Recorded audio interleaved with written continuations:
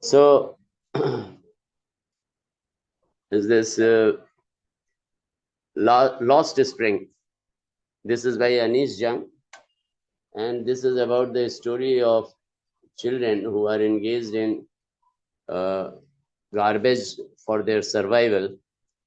Let's see about their whose childhood has been snatched away. So let's move forward word by word and line by line. I'll be explaining to you. Sometimes I find a rupee in the garbage. Why do you do this? An interviewer is asking, and Sahib is the name of the character. I ask Sahib, whom I encounter every morning. I is the narrator. It can be narrator, can be author, it can be anything. Let's see who will be the narrator. So I ask Sahib, whom I encounter every morning, scrounging for gold in the garbage dumps. Scrounging means searching. There is another good word, SIFT, sift. Sift मतलब जैसे चावल में या गेहूं में you are searching for your ring or coin. तो only say you are sort of sieving. That is called sift. So that is the same process for scrounging. Sort of एक ही type का meaning है. Getting it? तो they are also वहां तो sifting नहीं होगा, स्क्राउंजिंग माने सर्चिंग होगा. सिफ्टिंग जो होता है वो फिंगर्स से जैसे चलनी होता है उस टाइप का चीज होता है. Sieving, SIEVING, sieving. तो sahib left his home long ago, set amidst the green fields of Dhaka. Dhaka is in West Bengal. First it was West Bengal, now it has become Pakistan. So this is a story of long. Bangladesh. Earlier it was West Pakistan, but during the reign of Indira Gandhi, it was changed to Bangladesh, another country. So his home is not even a distant memory. Means he is very nearby. They have come in India as a refugee and have settled down. And their main business is garbage. There were many storms that swept away their fields and homes. He's talking about cultivation in Dhaka. His mother tells him that's why they left, looking for gold in the big city where he now lives. I have nothing else to do, he mutters, looking away. Go to school, I say glibly, realizing immediately how hollow the advice must sound. Means for him, it is a hollow. They are fighting for survival and they are talking about education. So first is the survival, next is education. That's why it's a sort of sarcastic remark. So that's why he says the advice is hollow. There is no school in my neighborhood. When they build one, I will go. I think the interviewer is a lady, as far as I can remember. Let's see.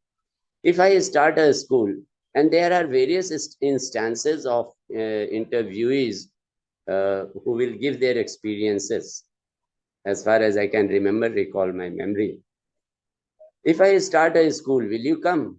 I ask, half joking. Yes, he says, smiling broadly. A few days later, I see him running up to me. Is your school ready?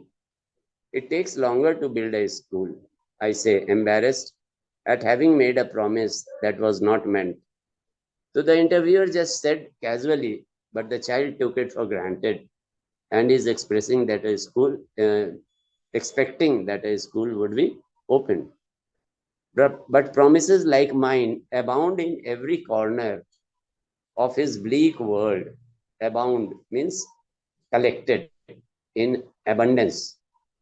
In his bleak world, small world, everyone promises him, but it's not fulfilled.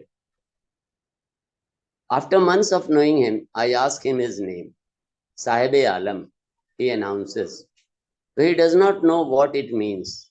If he knew its meaning, the meaning is Lord of the universe, he would have a hard time believing it, unaware of what his name represents. Name represents a lot, but in fact, he's a poverty-stricken person, not even surviving, not having enough meal. So he roams the streets with his friends. An army of barefoot boys. Army of means there is a group of children who are doing this business. That's why it is said an army of barefoot boys who appear like the morning birds. As the morning birds, they leave their nest in the early hours of the morning. Same is the case with these children who appear like the morning birds and disappear at noon. Because noon hour is not ideal, they take rest. Over the months, I have come to recognize each of them. Why aren't you wearing chappals? Now, a big question. The first thing is survival, food, then comes the secondary things. I ask one, my mother did not bring them down from the shelf. He answers simply, I think he is avoiding because they cannot afford to buy. Even if she did, he will throw them off. Adds another, who is wearing shoes that do not match. Left leg is something else, right leg is something else. When I comment on it, he shuffles his feet. That is showing his shame. Shuffles his feet means he becomes shameful. But he says nothing. I want shoes, says a third boy, who has never owned a pair all his life. See the poverty condition, poverty is stricken. They haven't put on any shoes throughout their life. Traveling across the country, I have seen children walking barefoot in cities, on village roads. It is not lack of money. It's not the money, but a tradition to stay barefoot is one explanation. Means that they have, from generation after generation, they have been used to working like this. I wonder if this is only an excuse to explain why a perpetual state of poverty. Is this an excuse? They are following the same tradition. I remember a story. Now, this is another one. So, I remember a story a man from Udupi once told me. As a young boy, he would go to his school past an old temple where his father was a priest. He would stop briefly at the temple and pray for a pair of shoes. You see, it's a very great sarcasm in this short story. Just try to understand. What does this mean? 30 years later, now the scenario changes. I visited his town and the temple. I visited his town and the temple, which was now drowned in an air of desolation. It has desolated. Desolation means sort of the things have changed from 30 years what it was. Now in the backyard where lived the new priest, there were red and white plastic chairs. Earlier there was nothing like that. A young boy dressed in a gray uniform, wearing socks and shoes. You see, the scenario has changed.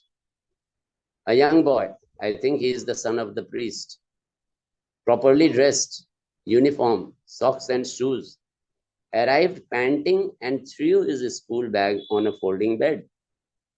Looking at the boy, I remembered the prayer another boy had made to the goddess when he had finally got a pair of shoes. Means he remembered the past prayer and as if God has listened to him and he got the pair of shoes. Let me never lose them. The goddess had granted his prayer. Young boys like the son of the priest now wore shoes. But many others, like the rag pickers in my neighborhood, remain shoeless. Not everyone can afford even now. This is the utmost miserable condition of these rag pickers. My acquaintance means familiarity with the barefoot rag pickers leads me to Simapuri, a place in Delhi. It's in the outskirts of the city where there is a dumping yard, and the dumping yard has gone such high That is, it resembles a sort of a hill.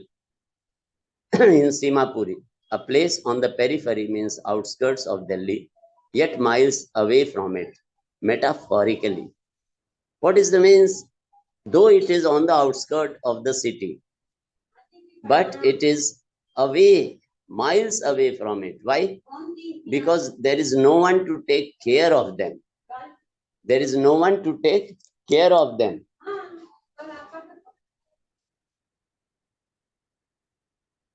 That is why metaphorically it has been used, and miles away, though it is a very on the outskirts of the city, but because they have remained as discarded, no one takes care of him.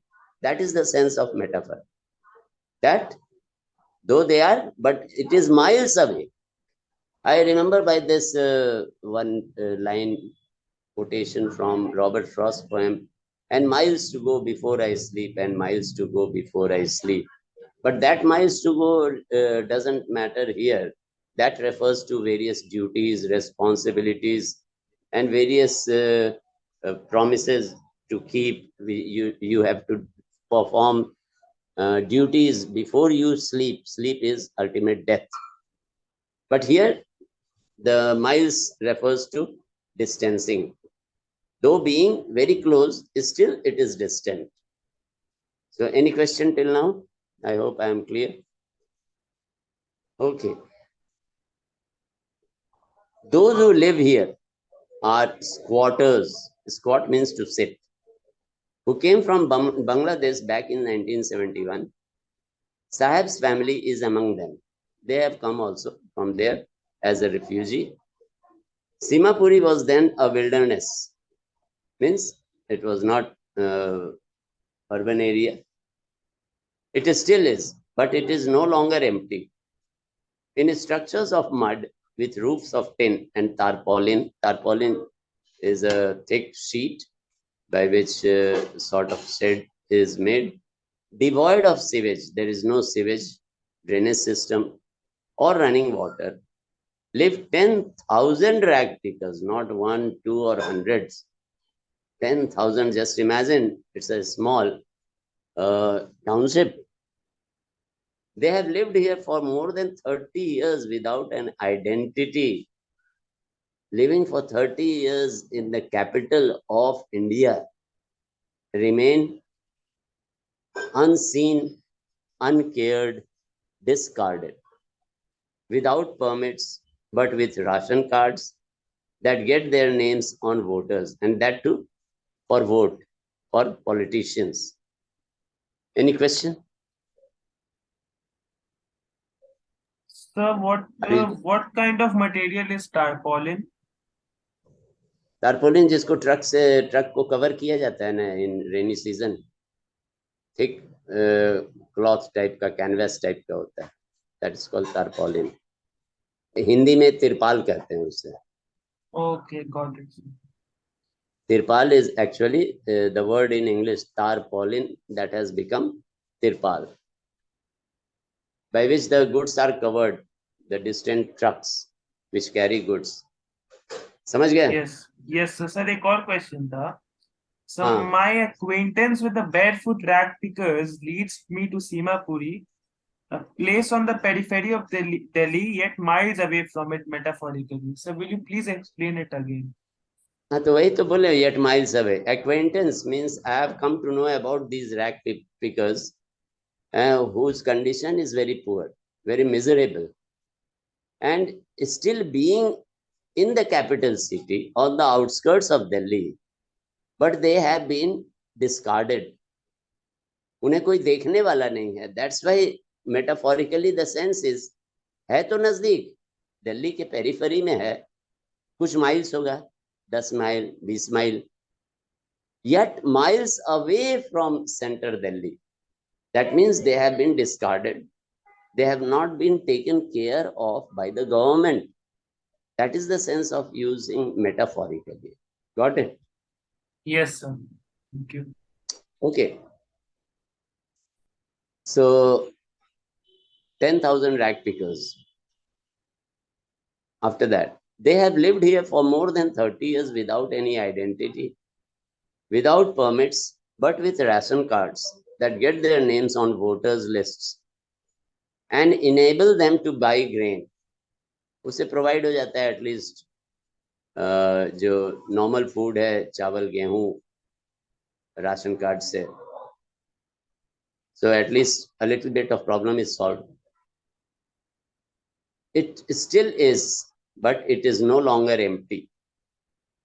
In structures of mud with roofs of tin and tarpaulin, oh, we have done this. 10,000 rag pickers, they have lived here for more than 30 years. Oh, sorry. To buy grain, continue. Food is more important for survival than an identity. This is the game of politicians. They want votes during election. That's why these ration cards have been made. Otherwise, they are just discarded. So that's why the author says food is more important for survival than his identity. What identity has to do with them? If at the end of the day, we can feed our families and go to bed without an aching stomach, means hungry, empty stomach. Aching stomach refers to empty stomach. We would rather live here than in the fields that gave us no grain. The same was the condition in Bangladesh, no grain. If here is the same condition without food, they are sleeping. So what's the difference? Why have they left their home? That is the question.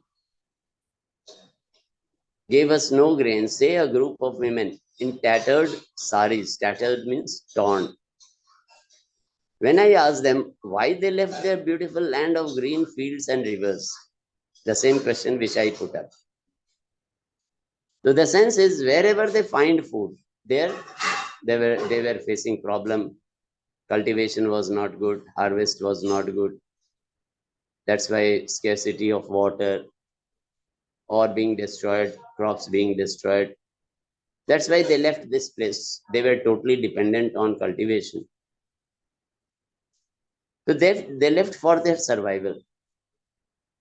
Say a group of women in tattered saris, when I asked them why they left their beautiful land of green fields and rivers. There are pani dijayega. Wherever they find food, they pitch their tents, they fix their tents, and that become transit homes. Transit means movable, and that sort of persons, they are called nomads. They are called nomads. Nomads. Nomads means they don't have any particular place for living. They shift from here to there, wanderers. They are called nomads.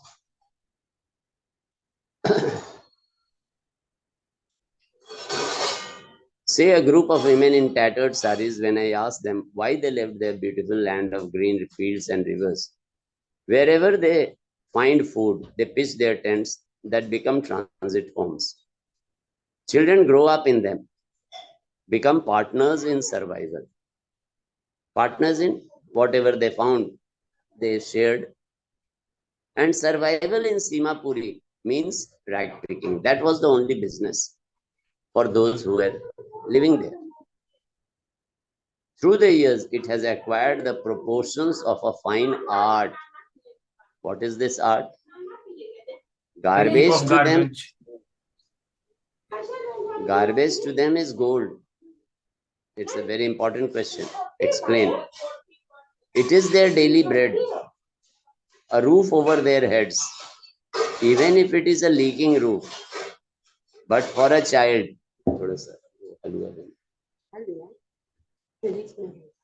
did या mixture या कुछ भी है. Wherever they find food, they pitch their tents that become transit homes. Children grow up in them, becoming partners in survival. And survival in Simapuri means rag picking. Through the years, it has acquired the proportions of a fine art. Dekhen, what does this mean, fine art? Garbage to them is gold. It is their daily bread, a roof over their heads, even if it is a leaking roof. But for a child, it is even more. I sometimes find a rupee, even a 10 rupee note. Sahib says, his eyes lighting up. For a child, 1 rupee meant something.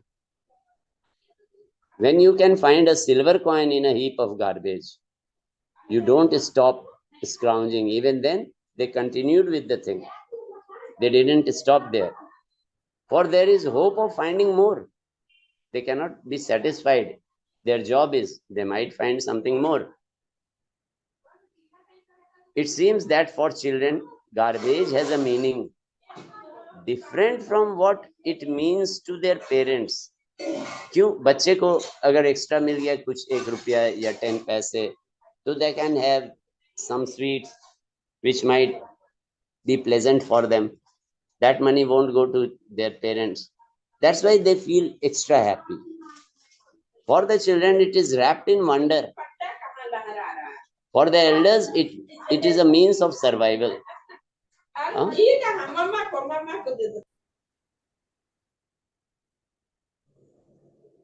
So, for the children, it is wrapped in wonder.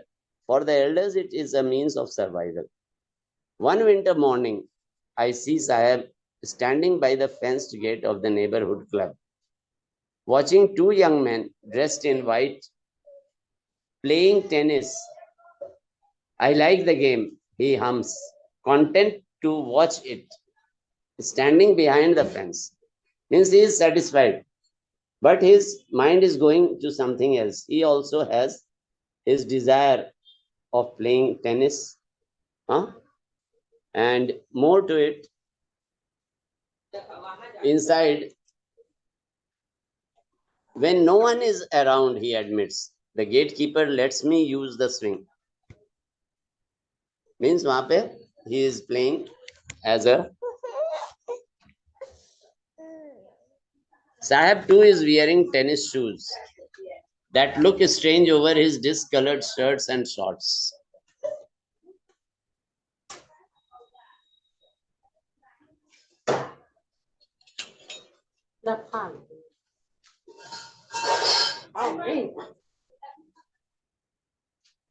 Sahib too is wearing tennis shoes that look strange over his discolored shirt and shorts.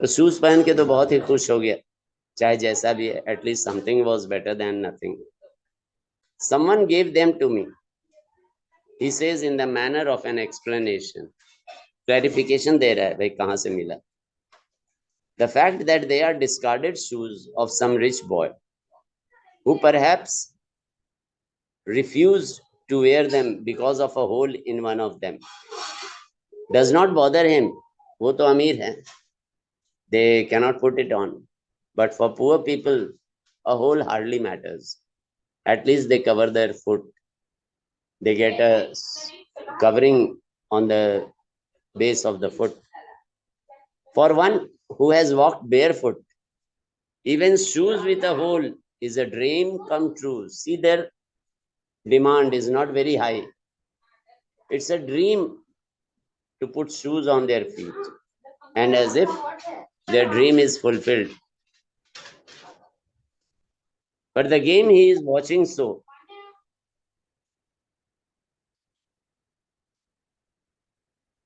but the game he is watching so intently means seriously is out of his reach but he cannot play the game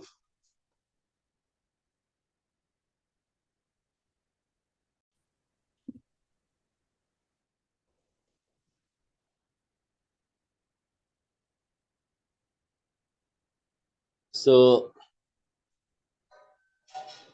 this morning Sahib is on his way to the milk booth in his hand is a steel canister I now work in a tea stall down the road he says pointing in the distance I am paid 800 rupees and all my meals does he like the job I ask his face I see has lost the carefree look means now he's burdened he's no more carefree why because he's doing a work the steel canister seems heavier than the plastic bag he would carry so lightly over his shoulder What does this mean, heavier than? It is not the weight of the canister which is heavier. It is the responsibility of doing his job. In his own job of rag picking, there was no responsibility. Whenever he thought he could go home. But here now, he is a worker. He is no more on his own wish. That's why that heavily weighs on his shoulder as well as on his heart and soul. The bag was his, but the canister belongs to the man who owns the shop. Sahib is no longer his own master. Now he has become a worker. Earlier, he was master of his own job. He could do anything he wished.